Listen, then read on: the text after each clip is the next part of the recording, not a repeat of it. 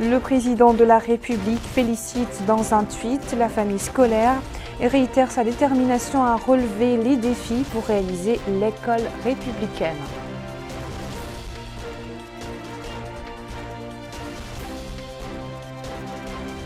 Le Premier ministre donne à partir de Darnaïm le coup d'envoi de la rentrée scolaire 2022-2023.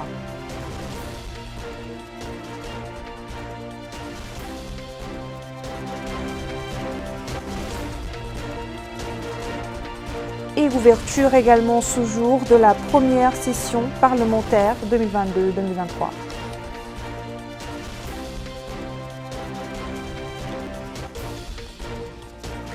Bonsoir, avec la nouvelle rentrée scolaire, l'école de la République entrera dans sa première année et c'est l'occasion de féliciter tous les membres de notre famille pédagogique et de réaffirmer la poursuite de l'action en vue de la construction d'un système éducatif hautement performant. C'est ce que le président de la République a déclaré dans un tweet à l'occasion de la rentrée scolaire 2022-2023. Mohamed Cherif Ghazouani a ajouté, je le cite, « Nous sommes conscients des défis et nous sommes déterminés à les relever afin de réaliser notre rêve d'une école républicaine qui consolide les valeurs de fraternité et d'égalité ». Adieu donc les vacances et bonjour l'école. La nouvelle année scolaire a officiellement démarré le 3 octobre sur l'ensemble du territoire national, marquée par deux nouveautés. L'exclusivité de la première année de l'enseignement primaire à l'école publique et l'uniformité de la tenue scolaire pour tous les élèves du fondamental. Le coup d'envoi de cette reprise des cours a été donné par le Premier ministre Mohamed Belal Messoud au nom du président de la République à partir de l'école Taher Ahmed à Darnaïm avant de visiter certains établissements scolaires. Aminata Khan revient sur les moments forts de cette cérémonie. Le Premier ministre Mohamed Belal Ould Messoud s'est rendu très tôt ce matin à l'école Taher Ould Ahmed dans la Muqata'a de Darnaïm pour superviser la rentrée scolaire 2022-2023 marquée par la concrétisation de l'école républicaine au niveau des premières années du fondamental. Sur place, le Premier ministre s'est enquis des conditions d'ouverture et des problèmes soulevés au niveau de cette école. Il s'est également informé des conditions dans lesquelles se déroule la présente rentrée scolaire et a constaté la forte demande d'inscription en première année de l'enseignement fondamental et la présence du personnel enseignant pour faciliter le processus d'inscription. Ensuite, le Premier ministre s'est rendu au niveau de l'école 3 d'Arafat et de l'école Hussein dans la même Muqata'a pour finir sa visite d'information au niveau de l'école Ibn Sina de Tabraghzena. Là, le Premier ministre s'est réuni avec le corps professoral, l'objectif étant de réaffirmer la ferme volonté du gouvernement à mettre en place une école républicaine et de donner des instructions pour suivre le rythme de la réforme de l'éducation et travailler sérieusement à sa mise en œuvre dans sa première phase. Le ministre de l'Éducation nationale et de la réforme du système éducatif, Brahim Val Ould Mohamed Lemine, est longuement revenu sur les objectifs de l'État concernant l'école républicaine. Il a rappelé à ce titre le tweet du président de la République, Mohamed Ould Cheikh Al-Ghazouani, qui a exhorté tous les acteurs du secteur à œuvrer pour l'incarnation des valeurs de l'école républicaine, soulignant que l'État est engagé et mobilisera tous les moyens nécessaires à la réussite de ce programme, souhaitant au personnel enseignant et aux élèves une nouvelle année scolaire réussie.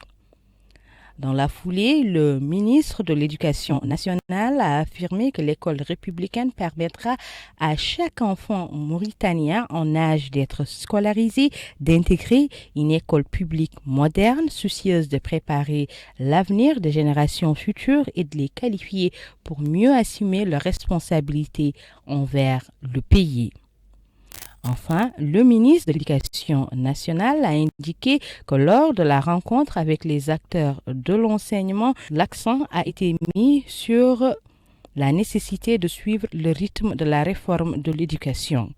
Le ministre a en outre indiqué que l'État est prêt à tout mettre en œuvre pour combler les lacunes qui pourraient entraver l'avancement des travaux, appelant tous les acteurs et ceux qui s'intéressent au secteur de l'éducation nationale à participer activement à l'atteinte des objectifs fixés par l'instauration de l'école républicaine. Des échos de la rentrée scolaire nous sont par ailleurs parvenus de l'intérieur grâce à nos antennes régionales. Mohamed Khattak nous fait le point sur l'ambiance de la reprise des cours dans les villes de Rosso, Alleg et Kahiti. Dans la wilaya du Gorgol, les écoles ont ouvert leurs portes et les autorités administratives, le Wali en tête, ont effectué des visites dans les établissements scolaires pour s'enquérir de près des conditions de la reprise des cours. Alors que le taux de présence du corps enseignant était élevé, celui des élèves est par contre encore faible. Toutes les mesures nécessaires pour garantir le succès de la nouvelle rentrée scolaire ont été prises, a affirmé le Wali du Gorgol, M. Ahmed Naoussi Debba, ajoutant que les enseignants ont été transportés vers leur lieu d'affectation dans toutes les muqata'a de la wilaya et sont sur place. Nous avons, a-t-il dit, constaté le faible taux de présence des élèves, mais nous lancerons dès aujourd'hui une sensibilisation auprès des associations des parents d'élèves auxquelles nous demandons de jouer pleinement leur rôle pour que les élèves reviennent à l'école le plus tôt. Le directeur régional de l'éducation au niveau de la wilaya du Gorgol a lui aussi souligné que toutes les écoles ont été nettoyées avant la rentrée et vidées des familles victimes des inondations qui y avaient été hébergées. Des tenues scolaires pour filles et garçons ont été distribuées au prix nécessiteux dans toutes les écoles des muqata'a de la wilaya et des échantillons de ces tenues scolaires ont été donnés aux gens pour les confectionner pour leurs enfants, car dans un mois, dit-il, plus aucun élève ne sera admis dans les écoles primaires sans arborer sa tenue scolaire. Il est vrai que le port de l'uniforme scolaire valorise l'image de l'école, marque la cohésion, développe un sentiment d'appartenance et d'égalité, favorise l'intégration de l'élève, fait disparaître le sentiment d'exclusion et gomme toute appartenance à une classe sociale quelconque pour imposer un modèle identitaire. Ici à Alleg, le wali du Brakna, M. Tayyib Mohamed Mahmoud a visité certains établissements d'enseignement dans la ville où il s'est informé sur les conditions dans lesquelles se déroule la rentrée scolaire 2022-2023. Il a indiqué que toutes les dispositions ont été prises pour assurer une bonne rentrée scolaire au niveau de la wilaya, notamment la rénovation de certaines écoles, comme ce fut le cas pour le lycée que le conseil régional du Brakna a pris celui de réhabiliter. Et nous l'en remercions, dit-il. Cette année, les écoles ont échappé aux inondations dans la wilaya du Brakna et n'ont pas connu de grands dégâts. Il convient de noter que le taux de présence des élèves dans les classes pour cette première journée était faible, même si le corps enseignant était en place. Le directeur régional de l'éducation dans la wilaya du Brakna, M. Sidna Oul Mohamed, a précisé que la rentrée scolaire de cette année revêt un caractère particulier, vu l'importance accordée par le président de la République, M. Mohamed Ould Cheikh Al-Qazouani, à l'école républicaine. L'enrôlement des élèves de la première année du fondamental dans l'école publique uniquement, l'instauration du code vestimentaire avec le port de l'uniforme scolaire pour tous les élèves du primaire pour effacer les différences sociales. Il faut rappeler que la région du Brakna a accompagné cette rentrée scolaire en réhabilitant 4 lycées, dont celui d'Alleg, où 10 classes ont été rénovées et équipées, en plus de la construction d'un espace pour les loisirs et le sport. À Rosso, la nouvelle année scolaire a été marquée par la tenue obligatoire qui instaure une rigueur et conditionne l'élève plongé déjà dans une atmosphère de travail et de discipline au sein de l'école. Le Wali Moussaïd du Trarza, M. Mohamed Val Mohamed Mahmoud, a visité certains établissements d'enseignement où il s'est informé des circonstances de la rentrée scolaire, soulignant que toutes les dispositions ont été prises pour ce faire, même si, dit-il, un déficit de présence des élèves a été constaté. Il a insisté sur la synergie des efforts de la famille éducative pour assurer un départ réussi de la rentrée scolaire, appelant les associations des parents d'élèves à faire le nécessaire pour que les élèves soient de retour dans les salles de classe rapidement. Surtout que cette année, les élèves de la première année du fondamental n'ont de place que dans l'école publique et la tenue scolaire est également exigée parce que c'est un élément de reconnaissance et de construction identitaire très puissant qui crée un sentiment d'appartenance, efface les différences sociales et contribue à une meilleure intégration de l'élève, ce qui raffermit les valeurs de l'école républicaine, dit-il. Selon les statistiques de la Direction régionale de l'éducation au Trarza, toutes les structures éducatives ont été bien préparées avant l'ouverture scolaire, plus de 95% des staffs pédagogiques étant déjà sur place, alors que 30% seulement des élèves étaient présents dans les classes au niveau régional. Voilà, vivons avec Amina Khlil à présent les grands moments de la rentrée scolaire dans les capitales de l'Échérie, d'Arlet Nouadhibou et de Thierry Zemmour. Marquée par une série de nouvelles mesures, la rentrée scolaire 2022-2023 s'est déroulée dans une ambiance quasi festive, ayant mobilisé les walis, autorités administratives, représentants de la société civile et élus locaux. Dans la wilaya de la Saba, le wali a assisté à l'école 1 de Kifa à la cérémonie de levée des couleurs nationales donnant le coup d'envoi de l'année scolaire qui débute. Lors de son mot pour l'occasion, le wali de la Saba est revenu sur l'importance des aspects de l'école républicaine, l'obligation d'inscrire les élèves de CP dans l'école publique et l'uniforme scolaire ne faisant aucune distinction entre les élèves, quels que soient les moyens et ressources de leur famille. Ce qui fait que la distinction des élèves se fait exclusivement à travers leur rendement, une initiative qui a été hautement loué par les équipes pédagogiques et parents d'élèves et les élus locaux de la Saba qui ont affirmé qu'il s'agit ici d'une rentrée scolaire très spéciale. Dans la wilaya du Thierry Zemmour, le coup d'envoi de la rentrée scolaire s'est déroulé dans une ambiance normale marquée par la présence du wali du Thierry Zemmour et des autorités administratives et sécuritaires de la wilaya. À l'école numéro 1 de Zouarat, le wali s'est enquis du déroulement de la rentrée scolaire avec tous les préparatifs préalables et parallèles au début des cours. Il a également examiné de près l'état d'avancement des travaux au niveau du lycée numéro 1 de la ville. Ensuite, le wali s'est réuni avec les acteurs du secteur de l'éducation où il a exhorté les enseignants et équipes pédagogiques à tout mettre en œuvre afin d'enseigner tout d'abord les bonnes valeurs ayant conduit à la réforme des supports pédagogiques. Parmi ces valeurs, la citoyenneté, l'unité nationale et la tolérance. Des valeurs qui, poursuit le wali, sont prioritaires pour les politiques gouvernementales du secteur de l'éducation. Des politiques qui, ajoute le drain du Thierry Zemmour, comptent déployer tous les moyens pour appuyer les écoles, surtout dans les quartiers à faible revenu. Dans la capitale de la wilaya de l'Inchiri, Akjoust, les élèves, à l'instar de leurs pères dans toutes les wilayas du pays, se sont précipités vers les salles de classe dès les premières heures de la journée. Portant leurs uniformes scolaires, les élèves de première année de l'école primaire ont retrouvé leurs nouveaux camarades et semblables. Faisant preuve d'assiduité et de bonne conduite, ces jeunes écoliers ont reçu une visite dont ils sont dignes de la part du wali Moussaïd de l'Inchiri visant à s'assurer que la nouvelle année scolaire se passe dans les meilleures conditions. Le wali Moussaïd a constaté que l'opération s'est déroulée dans de bonnes conditions et que les équipes pédagogiques étaient sur place et bel et bien opérationnelles. Le wali Moussaïd a enfin appelé les parents d'élèves à inscrire leurs enfants sans retarder afin de les permettre de suivre les cours dès le début de l'année scolaire. Pour sa part, la Direction régionale de l'éducation nationale et de la réforme du système éducatif de la wilaya de l'Inchiri a transmis, selon le DRAN de l'Inchiri, toutes les orientations nécessaires au bon déroulement de l'année scolaire et a dirigé les nouveaux enseignants vers leurs écoles respectives, en plus de la distribution de craies, entre autres.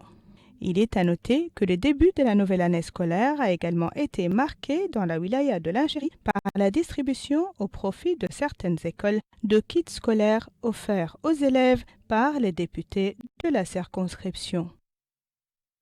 La nouvelle année scolaire qui a coïncidé avec la première session parlementaire ordinaire pour l'année 2022-2023, s'est invité dans le discours inaugural du président de l'Assemblée nationale.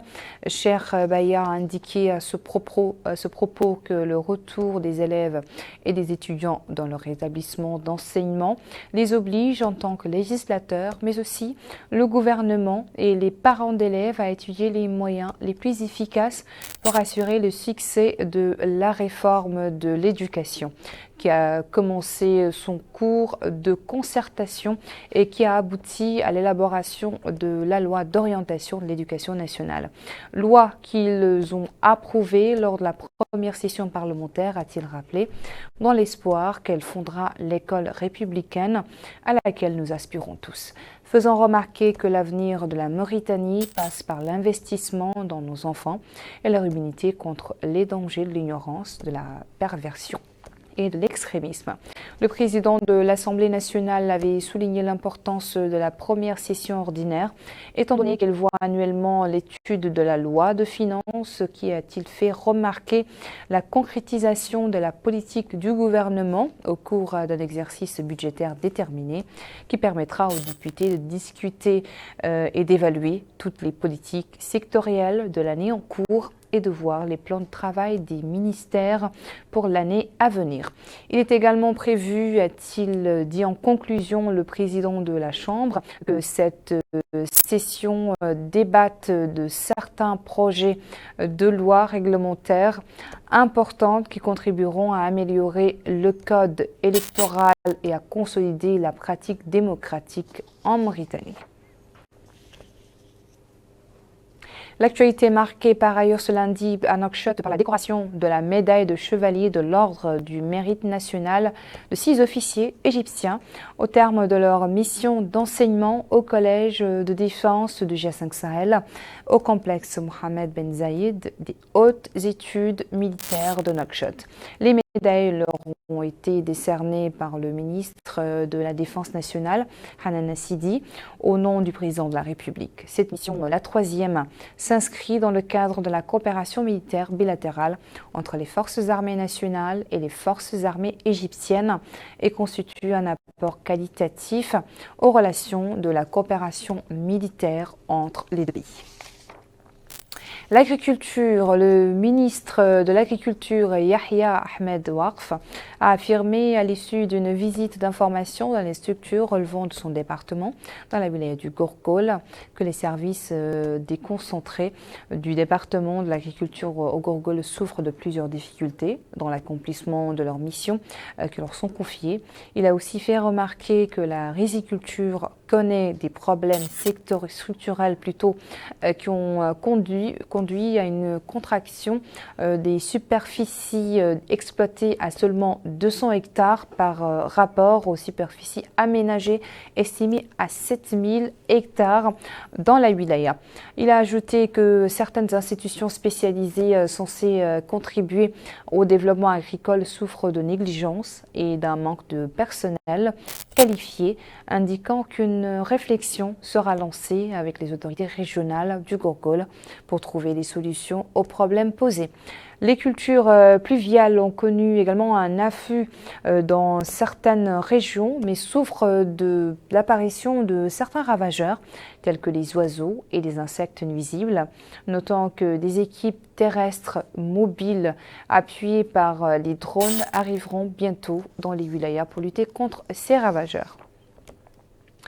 Restons encore dans la capitale du Gourgol, dans laquelle le délégué général à la solidarité nationale et à la lutte contre l'exclusion Tarazour, Mohamed Ali Sidi Mohamed, a supervisé aujourd'hui le lancement de la composante de financement et suivi du programme national d'appui aux coopératives productives dans les domaines de la culture maraîchère et de la pêche continentale dans la wilaya du Gourgol. Abdullah Damaba nous donne plus de détails sur les objectifs de ce programme.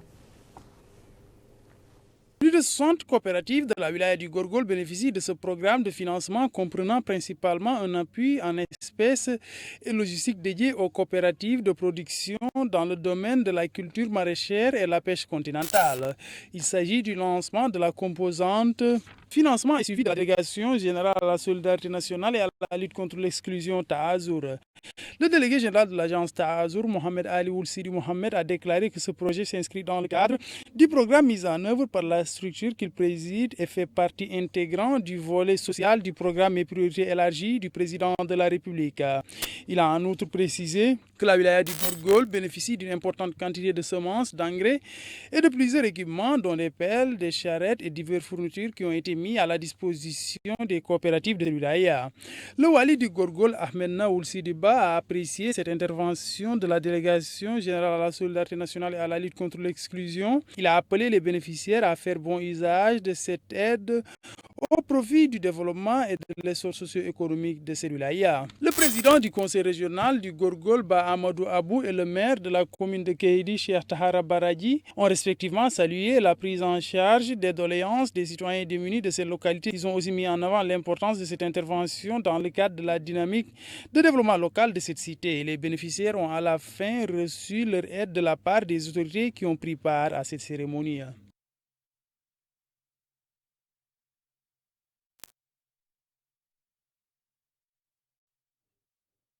En retour à Nouakchott, où le ministre de l'Action sociale, de l'Enfance et de la Famille, ministre de la Santé par intérim, a présidé une réunion avec l'organisation chinoise GIAKS. La rencontre a passé en revue les voies et moyens permettant de renforcer la coopération entre la Mauritanie et la Chine, particulièrement dans le domaine sanitaire. L'assistance a suivi au cours de cette réunion un exposé sur les infrastructures sanitaires construites par la Chine en Mauritanie. Les représentants de la société chinoise ont édifié à leur tour leurs interlocuteurs sur les domaines de leur organisation qui opèrent dans le secteur sanitaire. Ouverture ce matin à Nouakchott d'un atelier de sensibilisation et de concertation autour de la stratégie du projet Temkin, destiné à renforcer les capacités des jeunes dans le domaine de la cohésion sociale et la lutte contre le discours extrémiste. Malika Nekli nous en dit plus. Ce forum de sensibilisation et de concertation sur la stratégie d'autonomisation pour la promotion des capacités de la jeunesse dans le domaine de la cohésion sociale et la lutte contre le discours extrémiste vise à un échange d'idées et avis entre les participants, des représentants de la société civile et certains du secteur public concerné. Durant ce forum, les participants assisteront à des présentations sur les stratégies et interventions du projet Temkin dans les wilayas de Nouakchott, Tirizimour, l'Adrar et le Trarza. Dans son allocution, le secrétaire général du ministère des Affaires islamiques et de l'enseignement originel a déclaré « Vous êtes certainement conscient de l'importance de la lutte contre l'extrémisme et la radicalisation dans la politique générale du gouvernement sous les instructions du président de la République qui fait une priorité de la lutte contre les discours extrémistes en vue de la consolidation de la paix sociale et le rejet de toute forme de violation et de ségrégation contraire à nos valeurs religieuses. » Vous aurez, dit-il, durant ces 2 jours, des présentations et débats sur la stratégie du projet, ses domaines d'intervention et les groupes cibles. En votre qualité de leader d'opinion, responsable de la sensibilisation sociale basée sur les principes islamiques, vous êtes tenu d'appeler chacun à jouer son rôle dans le développement de la société et son bonheur, surtout les imams, oulémas, la jeunesse, les représentants de la société civile, en raison de vos rôles distinctifs dans ce domaine.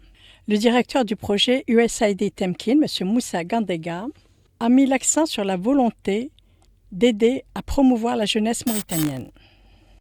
Le projet Temkin est financé par le gouvernement des États-Unis par le biais de son agence internationale pour le développement et il est mis en œuvre par notre organisation FHI 360 qui est une organisation de droit américain et ce projet vise à promouvoir une jeunesse mauritanienne résiliente pour un changement social et civique positif. L'approche Temkin est ancrée dans le cadre du développement positif, comme je le disais, des jeunes et qui répond à notre contexte et à nos valeurs islamiques et socio-culturelles. Il vise également à induire des changements de comportement et le développement d'un leadership et de compétences générales de notre jeunesse. Enfin, le projet Temkin renforcera la capacité des hubs, c'est un certain nombre de réseaux, de jeunes et développera une plateforme en ligne qui permettra à ces jeunes en tout cas de créer des réseaux mais également de dialoguer et d'acquérir de nouvelles compétences. M. Daouda Diallo a quant à lui mis l'accent sur l'objectif visé par ce projet. Cet important atelier rentre dans le cadre de la mise en œuvre du programme USAID et permettra de confirmer les défis et recommandations faites lors des ateliers régionaux, de consolider et de capitaliser les résultats de travaux de groupes tenus au mois de juillet et août 2022 dans vos régions, c'est-à-dire le Tir Zemmour, l'Adrar, le Trarza, Nouakchott, et raffiner l'approche stratégique du programme. Le projet Tamkin de l'USAID mettra l'accent sur le renforcement des capacités de la société civile, le soutien aux groupes marginalisés, l'accès à l'information et le respect accru des droits et libertés civiques. Cela se fera par la mise en place d'approches positives afin de prévenir l'extrémisme violent chez les jeunes et annuler les impacts délétères des acteurs qui diffusent des messages radicaux susceptibles d'attirer les jeunes vulnérables. Fermons ce journal par la page pluviométrie. Je vous laisse à présent suivre les quantités relevées hier dans certaines villes et localités du pays.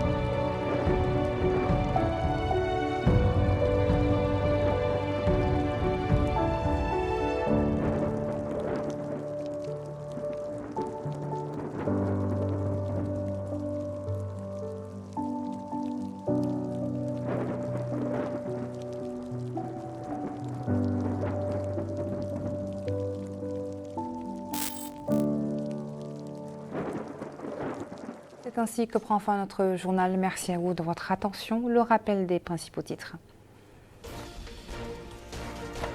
Le président de la République félicite dans un tweet la famille scolaire et réitère sa détermination à relever les défis pour réaliser l'école républicaine.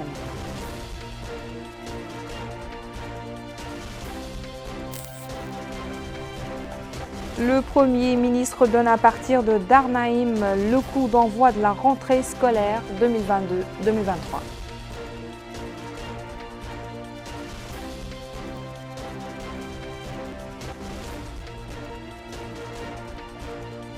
Ouverture également ce jour de la première session parlementaire 2022-2023.